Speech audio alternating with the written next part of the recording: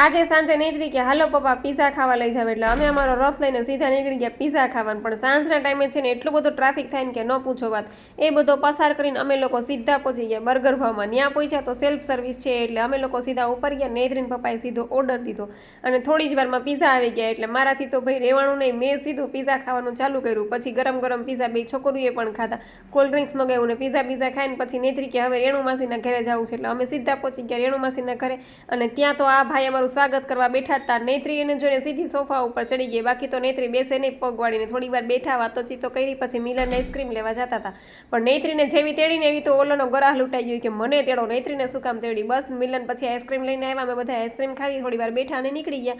અને ઘરે જતા જતા પાછો મને રસ્તો પીવો જ પડે. 12 વાગે ઘરે પહોંચ્યા. નેત્રીબેનના હાથમાં મારો મેકઅપ આવી ગયો અને નેત્રીએ સરસ મજાનો મેકઅપ પોતાની હાથે જ કરી લીધો. અને પછી 12 વાગે મને કે હાલ મમ્મી મને મેગી બનાવી દે, મને મેગી ખાવી છે. તો હું નીચે ઉતરી મેગી બનાવવા. તો લાઈક શેર અને સબસ્ક્રાઈબ આવજો.